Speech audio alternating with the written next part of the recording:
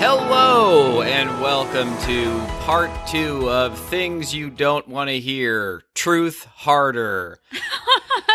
An episode of We Only Look Thin. I am one of your hosts, Donald Weigel, and I have lost about 100 pounds. And with me, as always, is... Catherine Weigel, wife, inspiration, influencer, and loser of 145 pounds. Wow, that is inspiring to me. And exciting. It is. We need to come up with like a really rock solid opener sometime, because I feel like I'm like, and we're people who lost weight, and now you know that. We always know that. It's a thing that you people know. Yeah, exactly. But what you don't know is that we've got some truths to get out. Unleash on you. Yeah. Last week, it was an entire week ago, we did an episode it ended up being 9 things that you don't want to hear, and now we've got more things that you don't want to hear. You know what? I am not a big numbers person. I mean, I know I was like, oh, it's 145 pounds. That's super duper for me. Yeah. But like, we were like, okay, let's put together a list of 10 things. And now it's some indeterminate, like we're never going to stop saying things that you don't want to hear. So just buckle up, buckle in, buckle down. Donald wanted to recap what we told you last week. We don't have time for that. We got so many more things you don't want to know about to tell you about. So if you want to listen to what you didn't want to know last week, listen to that again. No, in case anyone couldn't tell, Catherine is definitely in charge of this organization, and she put the kibosh on my recap. So you can go back and listen to the last episode. I gave him a look. Well, the problem is Donald is methodical, and he checks things off lists, and he highlights things. I just sort of have this pattern of check marks and hashes. I don't know what they mean. I don't know what I've already told you. I don't know what I haven't told you. I don't know the number. So for me, it's just more of a like, I don't know what I've already said. So I don't want to go back and tell you what I didn't know that I already said. So well, it's all recorded. It's on the internet. I'm not going back and listening to people it. Can hear it. No, I'm just saying the audience can if they want to hear the things that they don't want to hear. Dun dun dun. Maybe it's really a bad idea for a podcast to tell people that they don't want to hear what we're about to say. I think it drives us toward it, because there is a YouTube channel we watch, and they definitely lead with the clickbait, like, you don't want to know, blah, blah. Yeah. I'm like, I do want to know what I don't want to know. Yeah, exactly. These are hidden secrets of weight loss and fitness. So before we go into more things that you don't want to know, we want to read an email from Jackie with more things you don't want to know. I feel like you do want to hear this email. I want to hear this email. Well, the thing is, we live in a little bubble where we don't see people or talk to people, but then we receive emails with inspiration, and we have inspired someone despite their best efforts to not be inspired by us. Yeah. Dun, dun, dun. Yeah, let's do this. Okay. So this email is from Jackie. I asked her if she wanted to go by some other name, but she just said Jackie, so we'll just stick with Jackie. Maybe that's not even a real name. We don't even know. Yeah, she could be anybody. Okay, so here it goes. Hi, Weigels. I'm a recent Wolt convert, and I can't thank you all enough. Over the last 5 years, I've gained weight from 2 separate pregnancies that just has not been coming off. It won't surprise you to know that I'm trying to get the whole weight off involving keto, Whole30, paleo, carb cycling, and everything exciting you can think of. Been there. It just never stuck. I couldn't get myself under 185 pounds no matter what I tried. Here comes the good part. Yeah. Okay. I've always convinced myself that calories in, calories out was a lie. But it's about nutrient-dense food, not about calories. Yeah. I would tell myself, as I also ate 10 jalapeno poppers. Real nutritious, Jackie. Jackie, the nutrient-dense jalapeno poppers. I never believed in math of calorie counting, and I think it's because it wasn't exciting. Surely the only way to lose weight was to do a complete dietary 180. Well, I stumbled upon your podcast and listened to how boring weight loss was, how unexciting it was, and how very plain weight loss was. I fought my way through an episode. Our podcast sounds awesome. I fought my way through an episode thinking, no way, people don't lose weight this way. Man, I love how angry my listening. Way through an episode. Like, choking it down like Metamucil. Yeah. But I tried everything else, so I decided, okay, I'll track my calories for 1 week and subtract a few and see what happens. I'll show you guys. And then I said, okay, I'll fire up my Fitbit again and walk more and see what happens. Well, here I am 1 month later. What's going to happen? What do you think happened? You'll find out if you listen to the next episode of We Only Look Thin. I think it was a disaster. What do you think? I'll just tell you right now. Okay. Well, here I am 1 month later, 10 pounds down. Wow. I haven't been in the 170s for a few years, and it feels so freaking good.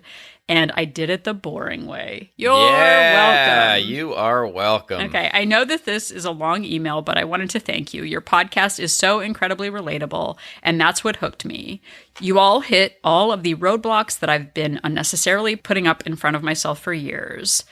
You called out every fallacy I've encountered. You literally made me say, wow, I've been doing it all wrong all these years. So thank you for everything. Please don't ever stop podcasting. Like, ever. I mean, like, I hope you podcast from a nursing home if it ever comes to that. Best, Jackie. Well, that's our plan, Jackie. We've already got the nursing home decked out with the podcast recording equipment for when that eventuality happens. No, thank you very much, Jackie. I really appreciate it. And that is a really good lead-in, coincidentally, to the episode of Things You Don't Want to Hear, because we have lots of things, lots more things, lots of ways to tell you that you've been doing it wrong all this time. Well, but honestly, Jackie. May I call you Jackie? I think you may, because that's her fake name. No, but it really means so much when people let us know that boring actually works. And I know it doesn't seem exciting. And for anyone who is new to the podcast, it really seems like it has to be some whirlwind romance to get you down the scale. But it means so much that, and per Jackie's header, boring got me where excited couldn't.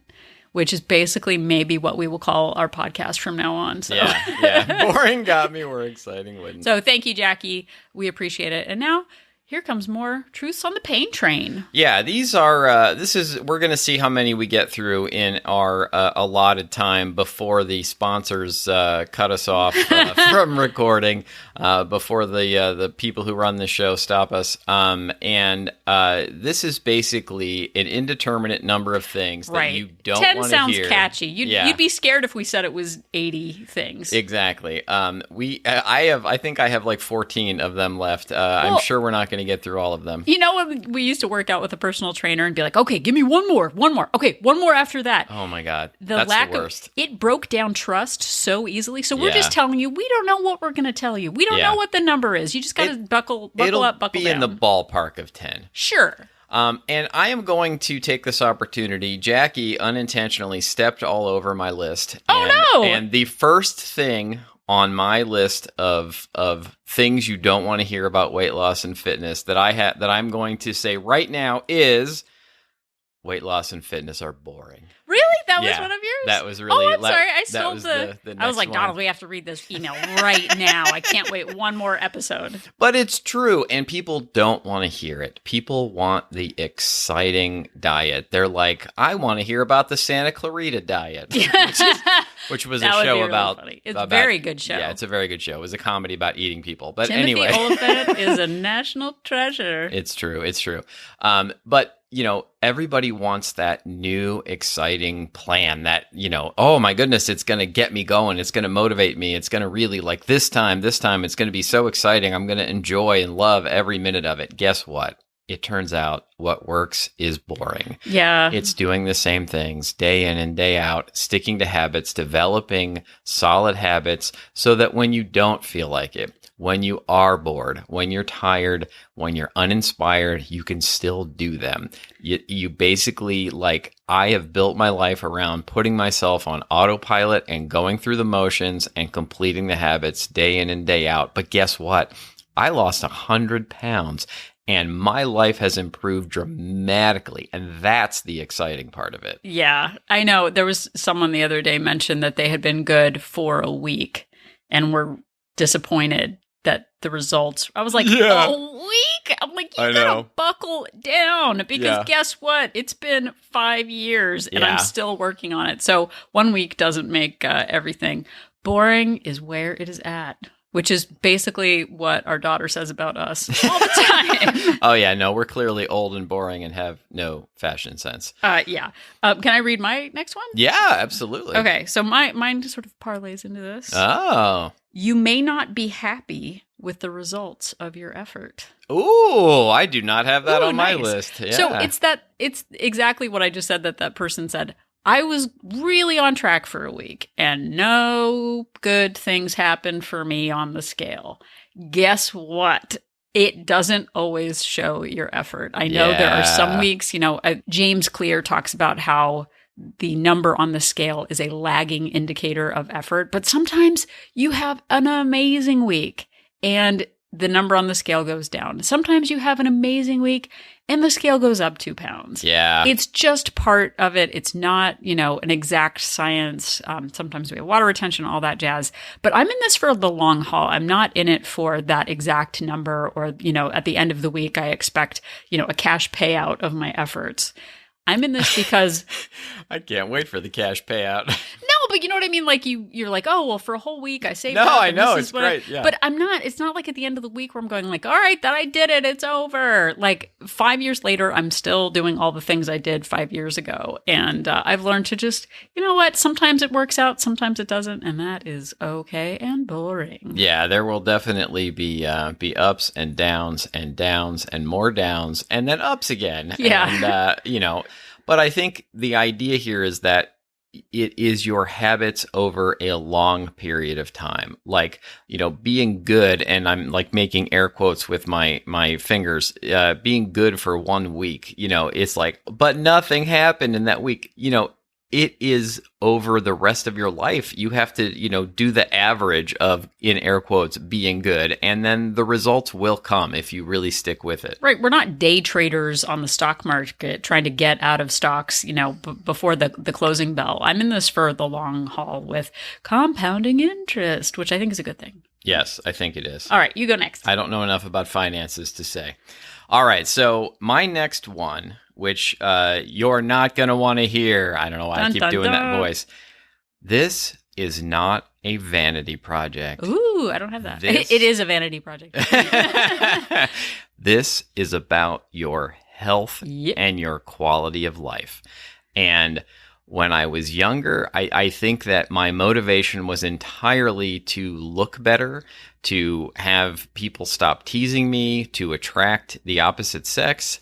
And that was why I cared about my weight loss. But as I got older, I realized that it was about my health. I think that if it was just about vanity, if it was just about looking good, I could let it go. I could learn to love myself, and I would like to do that anyway.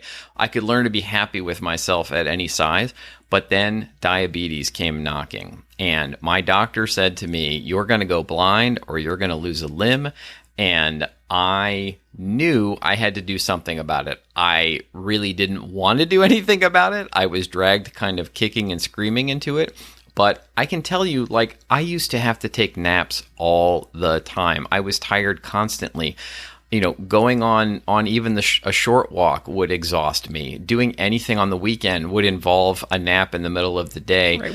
We'd go to Target and then come home and need to really just take exhausted. It slow the rest of the day. Walking up a flight of stairs would just wreck me. And now I have so much more energy 5 years later than I did 5 years ago. And I have such a better outlook on life because of it. Like, I look forward to walking up a flight of stairs. I look forward to waking up every day. I get up early and I'm like happy about it most days.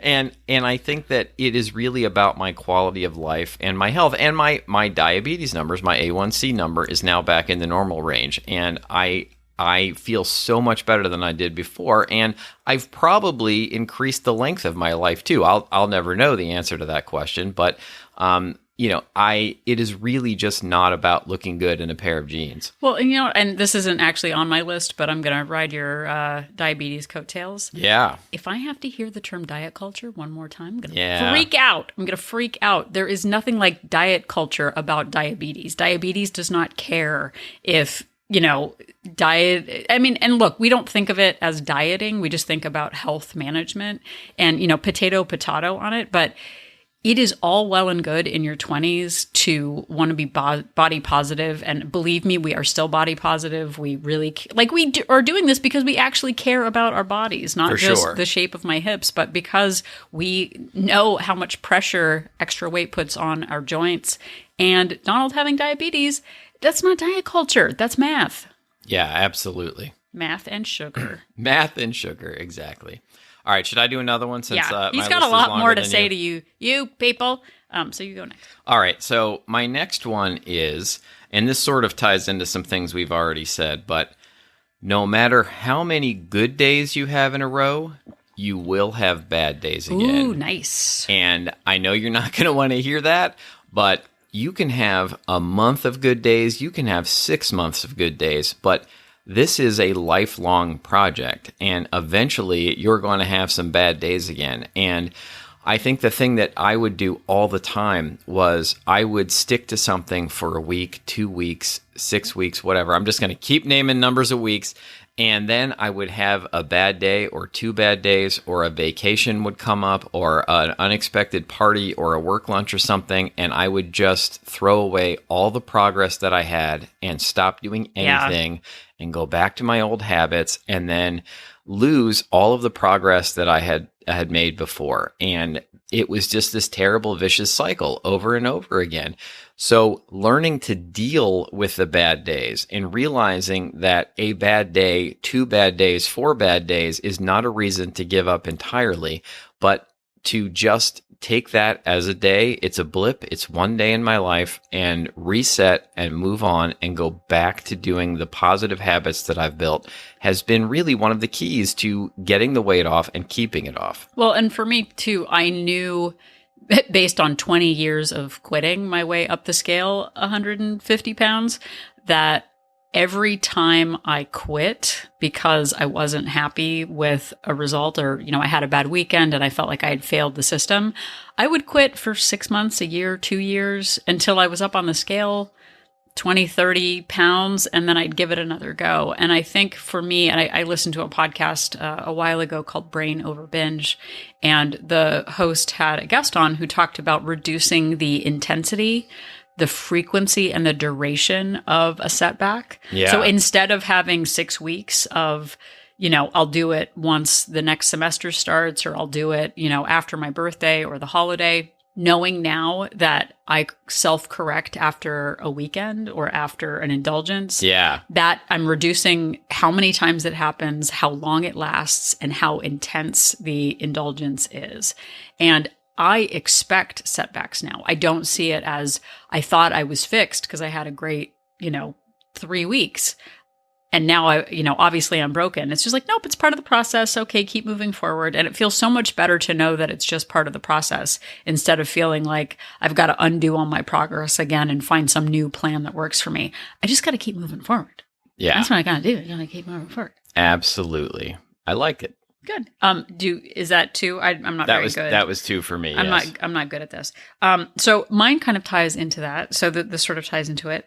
You will gain weight while you're losing weight. I gained weight probably 20 times in losing 100 pounds. Yeah. I had, and I sort of said this, but when I started in January 2016, I knew that my pattern, because I'd quit, for 20 years, I knew my pattern was to be really great on plan for about 5 or 6 weeks and lose weight. And then I would gain weight for no reason. I was compliant. I was doing everything right. I knew this time I just had to push past the gain, because before I would quit when I gained and then revenge gain another 20 pounds to prove that I was broken and special and not able to lose weight. This time I said, I will not quit even if I go up on the scale. So in the process of losing 100 pounds, I gained little, half a pound here, a pound there. But in total, over 18 months, I lost 100 pounds. And just think about what would have happened if that first time in February 2016, I just said, forget it. Like, what a waste of time that would have been. I know. But I did it for 20 years. So you're going to gain weight. You're not broken. The system isn't broken. The world isn't against you. It's just a natural fluctuation. Yeah. And the same thing happened to me. I gained weight a bunch of times during the the time when I was actively trying to lose weight. And there were also times where I would do the same things, and I would have, 2, 3, 4 great weeks in a row where I lost some weight, and then I would just stop and I didn't change anything. And I would just plateau. And so then I had to do more. And it's just one of those things that happens. And it is a sort of a catch-22 almost, that as you're losing weight, you kind of have to do more to keep losing weight as you're going. And that maybe is another hard truth to add to the list. You get to do more things. You get to do more things. Exactly. I like that. All right. So my next one is, and I call this one the "can't I just do nothing?" The answer is no. And the hard truth here, the thing you don't want to hear, is that you have to put in the work. And we give people all the time who come to us and they say, but can I just do this? But I don't want to do that. But I really don't want to do this other thing. And I'm not going to change anything. What do I do? Yeah, I'm not willing to change one thing in my life, but I still want to lose weight. What do I do? And the answer is you have to change stuff. And it stinks. It's hard. But if you don't change anything, nothing is going to change. And you really do need to put in some work to do this. And it is a thing that you don't want to hear. It's something I didn't want to hear, but it is really the only way to make this happen. That is a very good one. Thank you. All right. So I am very interested to see that we really don't have any overlaps here. So it's very exciting for me. But I know. This could be a 20-part series of things you don't want to hear. So my next one kind of ties into it is, the perfect conditions may never come for you to focus on your weight loss. You keep thinking, once I graduate, once I settle down, once we move, once COVID is over, once we have the tax season over, once this work project is over, once things settle down. Never in the history of settle down has anything ever settled down. When your family situation changes, when you have more time to focus and concentrate, that's never going to happen. Yeah. Maybe you have these blissful 2 or 3 weeks a year that suddenly everything seems kind of calm. Something else is going to come up.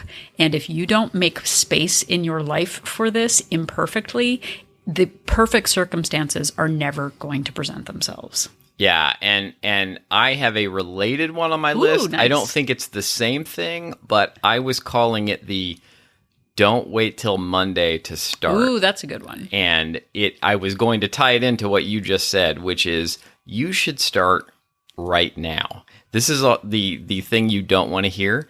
You shouldn't wait until after that event that's coming up in a month. You shouldn't wait until New Year's Day. You shouldn't wait until Monday and try and get it all out of your system in the meantime. And that ties into what Catherine was saying. There is never going to be a perfect set of circumstances to get this going. You just need to do it. You need to start right now. And that doesn't mean, the good news is, that doesn't mean that you have to figure it all out today. You don't have to decide everything that you're going to do, but you should decide to do something. You should add something to your life, even if it's just you're going to track one meal or you're going to add one 5-minute walk to your day. Add something to your day and then slowly build on it. You can do it in baby steps, but you should not wait till Monday. Do it right now. Well, and I think there actually have been studies done that show that people who start on Mondays are perfectionists. And if, say, Monday goes great, Tuesday goes great, and then Wednesday they stumble, or someone in the R&D department, we got some kickback on the accounting department slang. We have some accounting people who are not super happy with us talking about the accounting department. Yeah, I don't know why our go-to is always accounting. I blame The Office because the accounting crew on that show were always like the worst. And the problem is we also have we talk about the motivation bus isn't coming. We actually have a listener, a friend of the show who is a bus driver who takes umbrage with us down talking buses and their inconsistency because they are on time and ready and available available. So I might say the motivation mobile, kind of like a Batmobile situation. So hey, I went through a phase in my 20s where I didn't have a car and I relied on the bus heavily, and it was great. I was glad it was there. We are pro bus driver. We are pro public transportation. So anyway, right. So there have been studies done that show that if you are a perfectionist, you wait until Monday. If you slip by Wednesday, then you say, I'll just start next Monday. Yeah. It's not start Thursday. Nobody starts on a Thursday. What kind of a thing is it to do on a Thursday? You can't think about that. Right. So if you wait for that Monday mentality, or the new year, new month, whatever, then you're not just embracing the day and the next choice. We have learned to embrace the next choice and the next day, not the next Monday. Exactly. All right. So why don't I do a couple in a row here? The first one is mindset is more important than diet and exercise. Yeah. And I think that this is something that people don't want to hear. They just want to be told, well, give me a plan to get on, give me an exercise plan and a diet plan, and let me do that. And I know from experience my whole life that getting on a plan isn't going to work if you don't change the way you view the world and you don't change the way you view your health and fitness. And it wasn't almost until afterwards. I mean, it was partially through this process that I realized that it was my mindset changes that were the most important. It was realizing that I had to do this for the rest of my life, that I had to make changes to my life and not just go on a plan for a while and be done. Yeah. And I think that ties into our Wolt wedding episode where we talked about, are you in an arranged marriage or a shotgun wedding situation, or an actual situation where you love yourself and you love the process and you're just trying to improve your life? Because if we see it as this isn't fair and nobody else has to do it, that's not going to get you anywhere. That's not helpful. Exactly. All right. This will be my last one for the episode. And I think it's one of the hardest things to hear. It's that you are not going to hit your goal weight if you don't make it a priority. And people oftentimes, they just want it to be a backseat. They want it to be a passive experience where they don't have to actively do anything. Well, and I think too that those people who are like, I just cut out Coke and I've lost 50 pounds. That's like an anomaly person who can do that. Like, we've had to make serious changes in our lifestyle, and that's great. It worked, and we feel much better about ourselves, and it actually paid off. So hearing those like get thin quick things can make it feel like I just need to find the right quick thing, but that's not really the case. Yeah, exactly. It's not just a matter of finding the perfect plan. It's about really being willing to change all kinds of aspects of your life, and also really changing the way you look at all things in your life, working on those boundaries, working on a positive mindset, encouraging yourself rather than discouraging yourself, realizing that you are capable of hard things and that it's going to take some work and effort to do this, but that you can do it.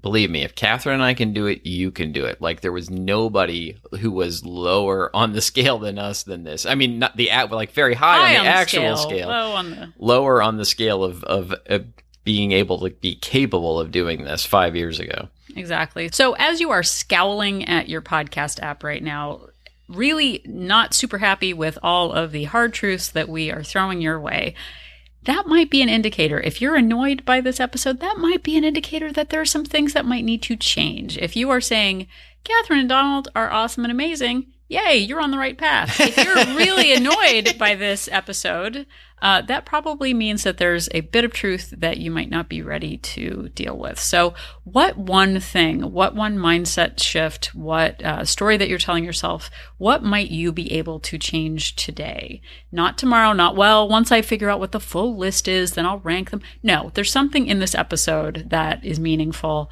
Go with it immediately. Start making changes, because there's never going to be that perfect red carpet moment where the world, opens up to you and it's the perfect day to start. Don't wait till the next semester, until school ends, until the work deadline shifts. Make a change today, because 5 years ago, I didn't have a master plan that was like, well, I'm confident I'll have my own podcast in 5 years and that'll be, no, I was just like, count the calories. count the calories and don't quit. That's kind of where I was. So I bet you can start with something today. It doesn't have to feel magical and inspiring and a divine intervention. Just get started. It pays off. And I think that is a great way to wrap this up. I think we'll have to discuss whether we're going to do part 3 of this I think we series. are. We are. We're going to bring it All on. right. Because I think I have 7 or 8 or 9 of these things left. All right. Thank you so much for listening. I know this was a lot of things you didn't want to hear, and we appreciate you hearing them. And come back for more next time. If you enjoyed this episode, all of our episodes are available wherever you found this podcast, and you can always go to our website and listen to all of them at weonlylookthin.com. Yep, and if you are at weonlylookthin.com, you can click on Join Our Support Group. It is a Facebook-based accountability and support group for women. There are 2 subscription options, a monthly subscription with a 3-day complimentary trial and a 3-month subscription with a 7-day complimentary trial to see if it's right for you. If you don't like Facebook, if you don't like Mark Zuckerberg, maybe don't join. But if you're into a private group of women who are there to support one another, encourage, and be honest about your vulnerabilities and struggles and successes with weight loss, then give us a try. Yes, indeed. Give it a try. And if you would like to reach out to us, you can always reach us via email at weonlylookthin@gmail.com. We do answer questions, and it may take us a minute to get back to you, but we always do reply eventually. And we might read your email on the air like we did with Jackie earlier. Thank you again, Jackie, for writing in. We have also taken listener questions and turned them into episodes. If you've got your own things that people don't want to hear, we'd love to add them to our list. If you've got episode ideas, if there's things that you'd like us to talk more about, we love to hear from you.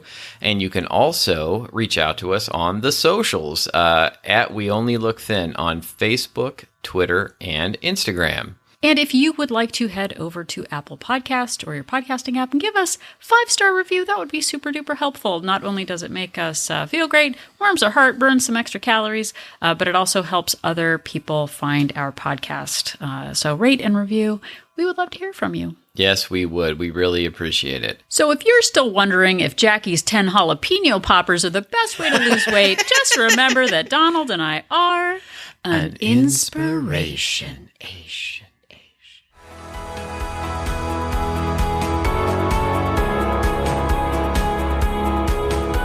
The information that you hear on this podcast is for informational purposes only.